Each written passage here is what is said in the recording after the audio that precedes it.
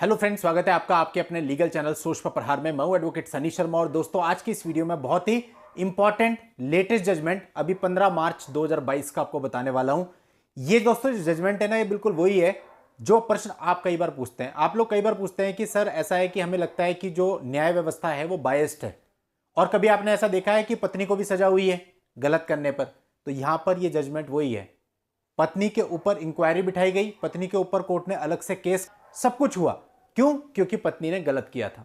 तो ये सारी चीजें होती हैं और ये जो जजमेंट है ये मुझे किसी ने भेजा है और ये कहते हुए भेजा है कि आप इस पर वीडियो बनाइए ताकि और लोगों को भी इससे हेल्प मिले। अब ये मुझे नहीं पता कि ये जजमेंट उनको मिला और उन्होंने भेज दिया या वो खुद इस जजमेंट में पार्टी है, लेकिन जो कुछ भी है आपका बहुत बहुत धन्यवाद कि आपने इतना अच्छा जजमेंट हमें दिया, जिससे कि लोगों को ये सीख मिलती है कि चाहे पति हो या पत्नी हो, जेंडर कुछ भी हो, लेकिन अगर वो गलत कर रहा है तो वो गलत अगर आप कोर्ट के सामने लेके आ जाते हो तो फिर उसको पनिशमेंट मिलती है।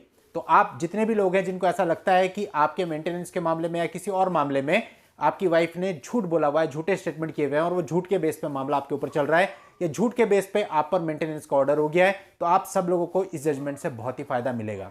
आखिरी तक वीडियो में बने रहिएगा और यदि आपने अभी तक भी चैनल को सब्सक्राइब नहीं किया है तो चैनल को सब्सक्राइब करके नोटिफिकेशन बेल पर जरूर क्लिक कर लें, क्योंकि इस चैनल पर इस प्रकार की ऑथेंटिकेटेड जानकारियां मैं आपके लिए हर रोज लेकर के आता हूं। तो चलिए दोस्तों, पहले हम इस पूरे मामले के तथ्यों को समझते हैं, फिर देखते हैं कि क्या क्या इसमें और कैसे कैसे किन आधारों पर ऑर्डर हुए हैं।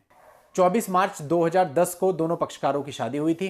इस विवाह से उनको एक बेटी हुई। कुछ समय के बाद वाइफ ने 498 ए, 406, 504, 506 और 312 यानी 312 और 5PC में एक कंप्लेंट दर्ज करा दी। इसके साथ ही वाइफ ने 125 CRPC का केस भी डाला और इंटरिम मेंटेनेंस के लिए एप्लीकेशन भी लगा दी। ये बोला कि वो कमाने में सक्षम नहीं है। जैसे कि आप जानते हैं कि 125 CRPC उन महिलाओं के लिए होता है जो खुद कमाने में सक्षम नहीं है, वो अपने पति से भरण पोषण मांग सकती हैं। तो यहां पर पत्नी ने कहा कि उसके पास कोई भी सोर्स ऑफ अर्निंग नहीं है, किसी प्रकार की कोई प्रॉपर्टी नहीं है और वो खुद कमाने में असक्षम है, इसलिए उसको जो है मेंटेनेंस चाहिए। अब दोस्तों इस मामले में हस्बैंड ने कोर्ट को बताया कि भाई वो खुद जॉब करती है, 28,000 रुपए पर मंथ उसकी सैलरी है, जो कि उसके लिए और बच्चे के मेंटेनेंस के लिए पर्याप्त है। उसने कोर्ट से मेंटेनेंस लेने के लिए कोर्ट्स को गलत तथ्य बताए हैं, झूठे तथ्य बताए हैं। तो उसने इस प्रकार से 28,000 रुपए जो उसकी पर मंथ सैलरी थी उसको भी छुपा लिया और इसके अलावा उसने NSC 30,000 रुपीज की और 1 लाख रुपए PF अकाउंट के भी हाइड किए थे और वो उससे लगातार इंट्री मेंटेनेंस ले रही है। और ये जो इंट्री मेंटेनेंस का ऑर्डर उसने कराया है ये झूठे तथ्यों के आधार पर कराया है। और पति ने कहा कि पत्नी के ऊपर 191 से लेकर के 195 IPC में FIR रजिस्टर्ड हो। अब जैसे कि मैं आपको कहता हूं कि आपको स्टार्टिंग में परेशान होने की जरूरत नहीं है। ठीक है, शुरुआत में इंट्री मेंटेनेंस जरूर लग जाता है, लेकिन केस तो उसके बाद ही चलता है। उसके बाद क्रॉस एग्जामिनेशन होती है, सारी गवाहियां होती हैं, सारे तथ्य और फैक्ट सामने आते हैं और अगर वकील में टैलेंट है तो क्रॉस एग्जामिनेशन में सब कुछ निकल करके बाहर आ जाता है। तो यहां पर भी एग्जैक्टली वही हुआ। जब उस लड़की का यानी उनकी वाइफ का क्रॉस एग्जामिनेशन हुआ तो वहां पर उसने इस फैक्ट को एडमिट कर लिया कि वो जॉब करती है और 28,000 रुपए पर मंथ उसकी सैलरी है।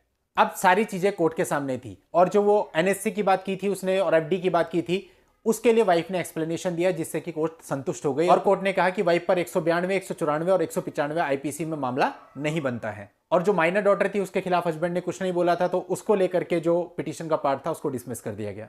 लेकिन कोर्ट ने माना कि वाइफ 191 IPC के अंतर्गत दोषी है, जो कि 193 IPC के अंतर्गत पनिशेबल है, उसमें उस पर कार्रवाई होगी। पत्नी के वकील ने इस चीज को अपोज किया, लेकिन दोस्तों कोर्ट ने देखा कि पूरे मामले के दौरान इंटरिम भी बन गया, सब कुछ हो गया, लेकिन वाइफ ने कहीं भी ना तो अपनी पिटीशन में, ना तो कहीं और, ना अपने एफिडेविट में और ना ही इंटरिम मेंटेनेंस की बहस के दौरान इस चीज का खुलासा किया कि वो जॉब में है और अर्निंग करती है। क्रॉस एग्जामिनेशन तक उसने कहीं पर भी इस चीज को नहीं बताया, तो कोर्ट ने माना कि आपने जानबूझकर ये फैक्ट छुपाया है। अब पत्नी ने इस पर यह एक्सप्लेनेशन दी कि मुकदमा बनाने के लिए जो फैक्ट्स हैं वो सारे अपने वकील साहब को मई 2017 में दे दिए थे और उसकी जॉब उसके बाद लगी 3 जुलाई 2017 को और मुकदमा फाइल हुआ 26/7/2017 को। तो चूंकि डॉक्यूमेंट्स पहले ही दे दिए थे, इस वजह से वो उन डॉक्यूमेंट्स में ये नहीं बता पाई कि उसकी जॉब लग चुकी है। अब कोर्ट ने इस तथ्य को, इस स्टोरी लाइन को पूरी तरह से मानने से इनकार कर दिया। कोर्ट ने कहा जो आप एक्सप्लेनेशन दे रही हैं पूरी तरह से फॉल्स एंड फैब्रिकेटेड है। कोर्ट ने माना कि वो हाईली एजुकेटेड है, जॉब भी करती हैं और उन्होंने इस आधार पर इस तथ्य को छुपाते हुए इंटरिम मेंटेनेंस का भी ऑर्डर करवाया और काफी समय से इंटरिम मेंटेनेंस ले भी रही हैं।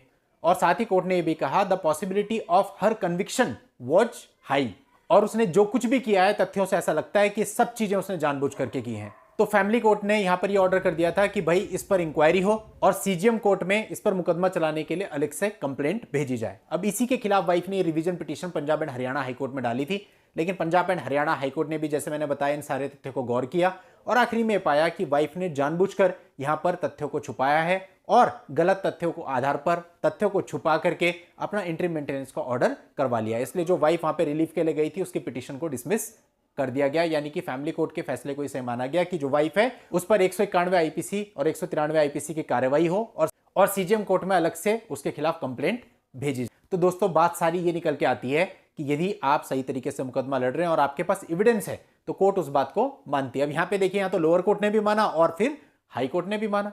तो ऐसा नहीं है, दिक्कत तब होती है जब हम बोल रहे होते हैं कि हमारा पार्टनर एडल्ट्री में, लेकिन हम उसे साबित नहीं कर सकते, हमारे पास केवल उसके कुछ फोटोग्राफ्स हैं जिनसे पता नहीं चलता। या हम कह रहे होते हैं जो हमारा पार्टनर है वो जॉब करता है लेकिन उसकी जॉब को प्रूफ करने के लिए हमारे पास कुछ नहीं होता। तो कोर्ट एविडेंस पे काम करती है। तो पहले एविडेंस कलेक्ट कीजिए, एविडेंस अगर आपके हाथ में है तो फिर जेंडर का सवाल नहीं उठता। और दोस्तों आप लोगों की हेल्प के लिए जजमेंट का लिंक आपको इस वीडियो के नीचे डिस्क्रिप्शन में मिल जाएगा, वहां जाके आप इस पूरे मामले को जान सकते हैं, समझ सकते हैं और डाउनलोड करके अपने अपने मामलों में यूज भी कर सकते हैं अगर परिस्थितियां सेम होती हैं तो। चलिए दोस्तों, आज की इस वीडियो में इतना ही। नेक्स्ट वीडियो में ऐसी नई लीगल जानकारी के साथ मैं आपसे फिर मिलता हूं। तब तक के लिए goodbye and thank you for watching. Take care.